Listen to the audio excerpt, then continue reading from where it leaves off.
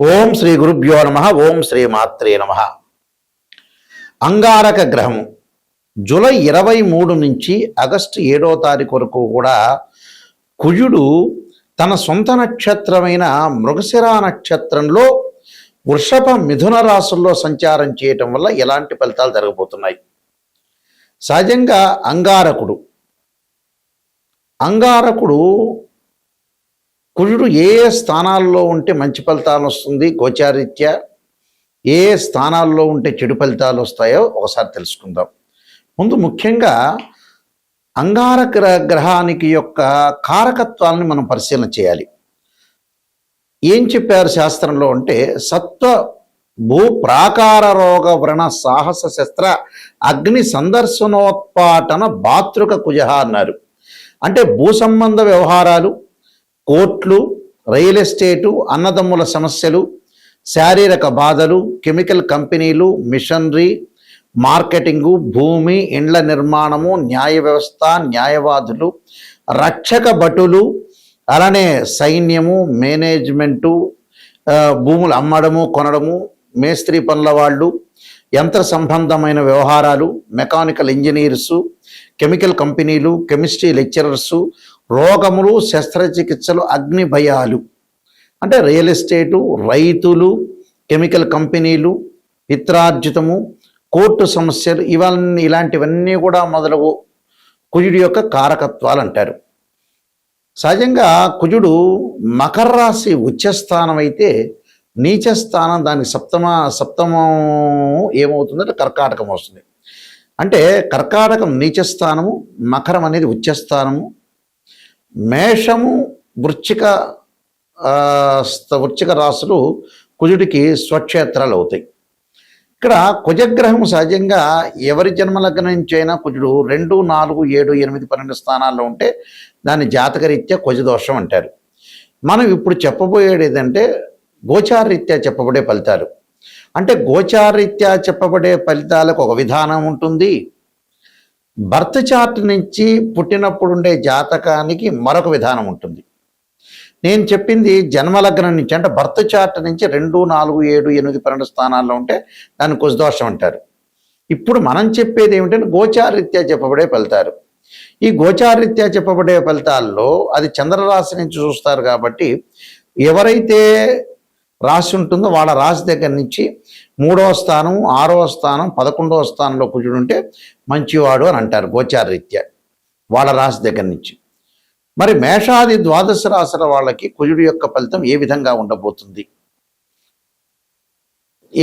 ఉండబోతుందో ఒక్కసారి మనం తెలుసుకుందాం. వృషభ రాశి వారికి కుజుడి యొక్క ప్రభావం ఏ విధంగా ఉండబోతుంది అంటే జూలై 23 నుంచి ఆగస్టు 7 వరకు కూడా వృషభ రాశి వారికి ఏ విధంగా ఉండబోతుంది. ఎందుకంటే వృషభ రాశిలో జన్మంలో కుజుడు ఉండటం, మళ్ళీ ద్వితీయంలోకి వెళ్ళిపోవటం కుజుడు జరుగుతుంటుంది. అంటే 23వ తారీఖు నుంచి 7వ తారీఖు వరకు వృషభ మిథున రాశిలో సంచారం చేస్తాడు. ఎలాంటి ఫలితాలు జరగబోతున్నాయి ఈ కుజుడు వల్ల? ఆవేశము, అధిక ప్రయాణం చేయటం, వాహన ప్రమాదాలు, కుటుంబంలో కలతలు రాకుండా చూసుకోవాలి, భార్యతో కలహాలు, కార్య విఘ్నాలు జరిగే అవకాశాలు బాగా ఎక్కువ ఉంటాయి. అలాంటి విఘ్నాలు జరగకుండా చూసుకోవాలి. అంటే భార్యాభర్తల మధ్య విరోధ భావాలు, అలానే ఆకస్మికంగా ప్రయాణాలు, ఆకస్మికంగా ప్రయాణాల వల్ల కొన్ని ఇబ్బందులు, ఆయుధాలతో పనిచేసే వాళ్ళకు కూడా చాలా ఇబ్బందులు కలిగే అవకాశాలు ఎక్కువగా ఉంటాయి.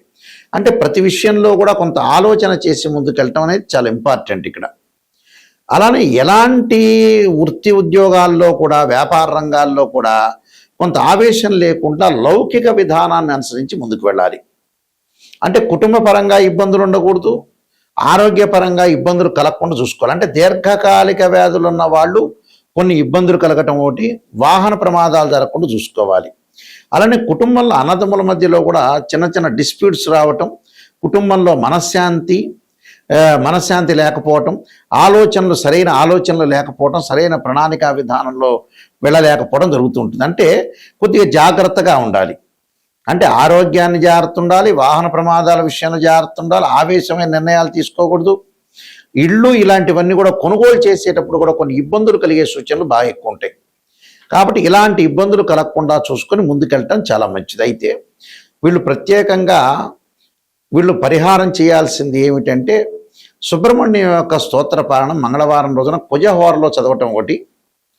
అలానే సుబ్రహ్మణ్య స్వామికి ఏదైనా సరే ఒక తీపి పదార్థం నైవేద్యం పెట్టడం, ఆ రోజున మంగళవారం రోజున కందులు దానం చేయటం వల్ల చాలా మంచి ఫలితాలు జరిగే అవకాశాలు ఖచ్చితంగా ఉంటుంది. ఈ గోచార ఫలితాల్లో మనకి గోచారానికి బర్త్ చార్ట్కి చాలా లాట్ ఆఫ్ డిఫరెన్స్ అనేది ఒకటి ఉంటుంది. అంటే ఈ గోచారం అనేది ఏమిటి అని అంటే 20% రిజల్ట్ ఇస్తుంది. అంటే మనం ఏదైతే ఈ 10 రోజుల పాటు లేకపోతే ఈ వారం పాటు ఈ నెల రోజుల పాటు ఏ విధంగా ఉండబోతుంది, ఎలాంటి సూచనలు చేయాలి, అంటే వృత్తి ఉద్యోగాల్లో ఏ విధంగా ఉండాలి, ఆరోగ్యపరంగా ఏ విధంగా ఉండాలి, వివాహపరంగా ఏ విధంగా ఉండాలి, డబ్బులు ఎలా ట్రాన్సాక్షన్స్ చేయాలి, దీర్ఘకాలిక వ్యాధులు ఉన్న వాళ్ళు ఎలాంటి చర్యలు తీసుకోవాలి, ఎలాంటి విధానాన్ని అనుసరించాలి, ఎవరితో మాట్లాడచ్చా మాట్లాడకూడదా, వ్యాపార పరంగా ఎలా ఉంటుంది, ఉద్యోగ పరంగా ఎలా ఉంటుంది, ఆరోగ్యపరంగా ఎలా ఉంటుంది, వివాహపరంగా ఎలా ఉండబోతుంది అనేది, విదేశాలకు వెళ్తామా వెళ్ళమా, ఎవరితోనో గొడవలు జరిగే సందర్భం ఉంటుందా, భార్యాభర్తల మధ్యలో బాండింగ్ అనేది ఎలా ఉండబోతుంది, ఫైనాన్షియల్ పరంగా ఎర్నింగ్ ఎలా ఉండబోతుంది, ఎకనామిక్ గ్రోత్ ఎలా ఉండబోతుంది, ఎడ్యుకేషన్ పరంగా ఎలా ఉండబోతుంది, ఎలాంటి డిసీజెస్ వచ్చే అవకాశం ఉంటుంది అనే దాన్ని ఈ 10 రోజుల్లో, అంటే ఈ గోచారరీత్యా మేమైతే ఎన్ని రోజులైతే చెప్తామో, అంటే జూలై 23 నుంచి ఆగస్టు 7 వరకు కూడా కుజుడి యొక్క ప్రభావం ఎలా ఉండబోతుంది, అంటే భూ సంబంధ వ్యవహారాలు, అన్నదమ్ములు, ప్రత్యేకంగా మార్కెటింగు, ఇండ్ల నిర్మాణము, న్యాయవాదులు, రక్షక భటులు, మేస్త్రీ పనులు చేసేవాళ్ళు, యంత్ర సంబంధమైన విషయాలు, మెకానికల్ సంబంధించిన వాళ్ళు ఏ విధంగా ఉండబోతున్నారు తెలుసుకోవడమే గోచారం. బర్త్ చార్ట్ అంటే లాట్ ఆఫ్ డిఫరెన్స్ ఉంటుంది, అది లాంగ్ రన్లో ప్రొడిక్షన్ అని అర్థం. బర్త్ చార్ట్ని కూడా ద్వాదశ భావాలను అనుసరించాలి. అంటే ద్వాదశ భావాధిపతులు ఉంటారు, అంటే ఒక 16 డివిజనబుల్ చార్ట్స్ ఉంటాయి. ఈ 16 డివిజనబుల్ చార్ట్స్ని మ్యాథమెటికల్గా క్యాలిక్యులేషన్ వేసి మనం భావచక్రాన్ని, రాశిచక్రము, నవాంశము, దశమాంశము, సప్తమాంశము, త్రింశాంశం, ఇలాంటి 16 అంటే 16 డివిజనబుల్ చార్ట్స్ ఉంటాయి. ఈ 16 డివిజనబుల్ చార్ట్స్ని మనం అనాలిసిస్ చేయాలి. అందులో భావాధిపతులు వేరు, రాస్యాధిపతులు వేరు, ఆ బాక్స్లో ఉండే గ్రహం వేరు. భావాధిపతి అంటే ఏంటంటే లగ్నం నుంచి అనుసరించేది. అంటే లగ్నం అంటే తనుభావం, తనుభావానికి రవి అధిపతి, ద్వితీయ భావానికి గురువు, తృతీయ భావానికి కుజుడు, చతుర్థ భావానికి చంద్రుడు బుధుడు, పంచమ భావానికి గురువు, షష్టమ భావానికి శని కుజులు, సప్తమ భావానికి శుక్రుడుని, అష్టమ భావానికి శనిని, అలానే భాగ్యస్థానానికి భాగ్యభావానికి రవి గురువులని, అలానే దశమ భావం రవి బుధుడు గురువు శని దశమ భావం, లాభభావం గురువని, వ్యయభావం శనిని, ఇవన్నీ అనుసరించాలి. అంటే ఇవి భావాధిపతులు. రాస్యాధిపతులు వేరు. అంటే భావాధిపతి అంటే ఇంటి ఓనరు, రాస్యాధిపతి అంటే బిల్డరు. అక్కడుండే ఏదైతే బాక్స్లో ఉంటుందో, మేషాది రాసుల బాక్స్లో ఉంటే అవి టెనెంటు అని అర్థం. అంటే తాత్కాలిక గ్రహాలు మారచ్చు, టెనెంటు అని అర్థం. ఇవన్నీ కూడా మ్యాథమెటికల్గా క్యాలిక్యులేషన్ వేసి ఎక్కడెక్కడ దృష్టిలు ఉన్నాయి, ఏ లగ్నానికి ఏ దశలు కలిసి వస్తాయి, అంతర్దశలు ఎలా ఉండబోతున్నాయి, సూక్ష్మ దశలు ఏంది, ప్రాణదశలు ఏంది, లక్ష్య యోగాలు ఏంది, గజకేశ్వర యోగం ఏంది, రవిబుధాదిత్య యోగం ఏంది, మనకి చాలా కాంబినేషన్ ఆఫ్ యోగాలు చెప్పారు. చంద్రమంగళ యోగం దగ్గర నుంచి ఈ యోగాలు అనేవి కూడా ఏ విధంగా ఉండబోతున్నాయి. 300 కాంబినేషన్స్ ఉంటాయి యోగాల్లో. అంటే 2 or more planets is conjunction is called yoga అంటారు. 2 కానీ 3 గ్రహాలు కానీ కలిసినా దృష్టి ఉన్నా దాన్ని యోగము అంటారు. లైఫ్ని ఎలా ఎన్హాన్స్ చేసుకోగలుగుతాం, లైఫ్ని ఎలా ముందుకు తీసుకెళ్తాం అనేది యోగం తెలుస్తుంది.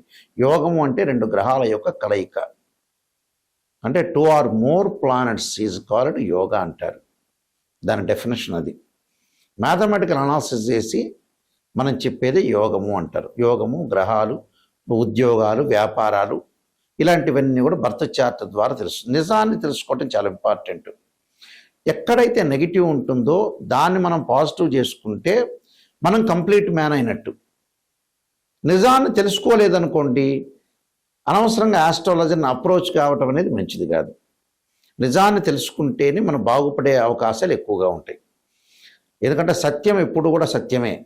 అసత్య ధోరణిలో ఎప్పుడు ఉన్నాం అనుకో, మనల్ని మనం మోసం చేసుకున్న వ్యక్తిని అవుతాం. చాలామంది కూడా ఆస్ట్రాలజర్స్ అప్రోచ్ అవుతున్న ఎవరైతే క్లయింట్స్ ఉంటారో ప్రేక్షకులు, వాళ్ళందరూ కూడా పాజిటివ్ గురించి ఆలోచన చేస్తారు. పాజిటివ్ ఏముందంటే మీకు తెలుస్తుంది విషయం. ఆస్ట్రాలజీని అంత అప్రోచ్ కావాల్సిన పని లేదు. ఎక్కడైతే ఫ్యూచర్లో కానీ ప్రజెంట్ సిచ్యువేషన్లో కానీ నెగిటివ్ జరగబోతుందో దాన్ని తెలుసుకొని దాని పరిష్కార మార్గాలు తెలుసుకుంటే దాన్ని మనం ఓవర్కమ్ చేసే అవకాశం ఖచ్చితంగా ఉంటుంది. అలా ఓవర్కమ్ చేయలేదనుకోండి జీవితాంతం అంతే ఉంటుంది. కాబట్టి ఈ విషయాలన్నీ కూడా ప్రేక్షకులు గమనించాలి. దానికి తగ్గట్టుగా దాని పరిహారాల మార్గాలు ఉంటాయి. ప్రతిదానికి కూడా ఒక సొల్యూషన్ ఉంటుంది. మన జాతకంలో కుజుడు బాగలేదనుకోండి, చాలామంది కూడా కుజదోషం గురించి కూడా అడుగుతూ ఉంటారు. బర్త్ చార్ట్లో జన్మలగ్నం నుంచి 2, 4, 7, 8, 12 స్థానాల్లో ఉంటే దాన్ని కుజదోషం అంటారు. 13 నక్షత్రాల కుజదోష ఎగ్జంప్షన్ ఉంటుంది. కొన్ని లగ్నాలకు ఉండదు, కొన్ని రాశులకు కూడా కుజదోషం అనేది ఉండదు. అది గమనించాలి. ప్రతివాడికి కుజదోషం ఉందనేది పొరపాటు. కుజుడు గురువు కలిస్తే కూడా కుజదోషం అనేది వర్తించదు. కుజుడి మీద గురు దృష్టి ఉంటే కూడా కుజదోషం వర్తించదు. అలానే ఇక్కడ అశ్విని కానీ, మృగశిర కానీ, పునరస్సు కానీ, రేవతి, అనురాధ ఇలాంటి నక్షత్రాలకు 13 నక్షత్రాలకు కుజదోషం ఉండదు. కొన్ని రాశులకి, కొన్ని లగ్నాలకి చాలా ఎగ్జంప్షన్స్ ఉన్నాయి కుజదోషం గురించి. దాని గురించి ఆలోచన చేయాల్సిన పని లేదు. అయితే దాని పరిష్కార మార్గం కూడా ఉంది. కుజుడికి అధిదేవత, ప్రత్యదేవత, అంతరిక్ష దేవతలు ఉంటారు. అంటే ఇక్కడ అంతరిక్ష దేవతలను కూడా మనం చూసుకోవాలి. అంటే భగళాముఖి, అలానే భగళాముఖి స్తోత్ర పాలనం చేయటం కానీ, సుబ్రహ్మణ్య స్వామి యొక్క అష్టకం కానీ, సుబ్రహ్మణ్యం యొక్క స్తోత్ర పాలనం కానీ, నాగదేవతను భక్తి శ్రద్ధతో కొలవటం కానీ, రాహుకాలంలో దీపం పెట్టడం కానీ ఇలాంటివి చేసుకోవాలి. చేసుకోవటం వల్ల ఏంటంటే మనకు మంచి జరిగే అవకాశాలు ఎక్కువగా ఉంటాయి. ఇలాంటివన్నీ కూడా ఆలోచన చేయాలి. అంటే ఇక్కడ ఏంటి, అగ్నికి ఏదైతే కుజుడికి అధిదేవత ప్రత్యదేవతల్ని భక్తి శ్రద్ధతో కొలవటం, అధిష్టాన దేవత సుబ్రహ్మణ్య స్వామి, అలానే క్షేత్రపాలకుల్ని, అలానే పృథ్వీని, భూసూక్తము పారాయణం చేసుకోవటం, అలానే భూసూక్తాన్ని చదవటం, భగళాముఖి స్తోత్రాన్ని, సుబ్రహ్మణ్య స్వామి యొక్క అష్టకాన్ని చదవటం వల్ల కుజదోషం తొలగిపోతుంటుంది. అలానే వివాహం కాని స్త్రీ పురుషులు ఎవరైనా కుజదోషం అనేది ఒకటి ఉంటే ఎగ్జంప్షన్ ఉందా లేదా చూసుకోవటం ఒకటి. శ్రీ వల్లీ దేవసేన సమేత సుబ్రహ్మణ్య స్వామి యొక్క కళ్యాణం చేయటం. అసలు జాతకంలో కుజదోషం గురించి భయపడాల్సిన పని లేదు. వివాహానికి అసలు శుక్రుడే కారణం, కుజుడు కాదు. ఒకవేళ కుజదోషం ఉందనుకో దాని పరిహారం అనేది చేసుకోవచ్చు, తప్పేమీ లేదు. నేను ఆల్రెడీ కాలసర్పయోగ చంద్రిక, రాహుకేతులు, ఛాయాగ్రహాలు, అలానే పుత్రగణపతి వ్రతము, స్వప్నశాస్త్రము, సర్వదేవతా గోత్రములు పార్ట్ 1, పార్ట్ 2, నవగ్రహ దోషాలకి 12 మహావిద్యల యొక్క స్తోత్ర పాలనాలు, అమ్మవారి యొక్క పాలనాలు, బృహత్ పరిహార Sindhu, Jataka Chandrika, Vivaha Martandam, production of astrology, transit of results అనే పుస్తకాలు నెంబర్ ఆఫ్ ఆస్ట్రాలజీ బుక్స్ రాశాను నేను. ఇవన్నీ కూడా మా దగ్గర లభ్యమవుతాయి. అలానే రాజమండ్రిలో కోటగుమ్మంలో ఉన్న అతిపెద్ద పబ్లికేషన్ అయిన ఇండియాలోనే మోహన్ పబ్లికేషన్ వారి దగ్గర కూడా ఈ పుస్తకాలను లభ్యమవుతాయి. వారిని అడిగి మీరు కూడా తెచ్చుకోవచ్చు. అయితే మా వెబ్సైట్ www.nayakanti.com, www.nayakanti.in ఈ వెబ్సైట్ చూడండి. ఈ వెబ్సైట్లో మీకు ఆ వెబ్సైట్ చూస్తే కూడా ఆ పుస్తకాలన్నీ కూడా మీకు కనపడుతూ ఉంటాయి. అలానే మీకు ఏ డౌట్లు వచ్చినా మమ్మల్ని సంప్రదించాల్సిన వాళ్ళు ఎవరైనా సరే నిజం తెలుసుకొని నాయకంటి గారి ద్వారా బాగుపడాల్సిన వ్యక్తులు మాత్రమే ఫోన్ చేయండి. మా నెంబర్ కూడా స్క్రీన్ మీద స్క్రోలింగ్ అవుతున్న నెంబర్ ఉంటుంది. ఆ నెంబర్కి మీరు కాల్ చేసి తెలుసుకోండి. మీ అందరికీ కూడా శ్రీ పరమేశ్వరి యొక్క కరుణాకటాక్షం ఉండాలని ఆశిస్తూ సర్వే జనా సుఖినో భవంతు.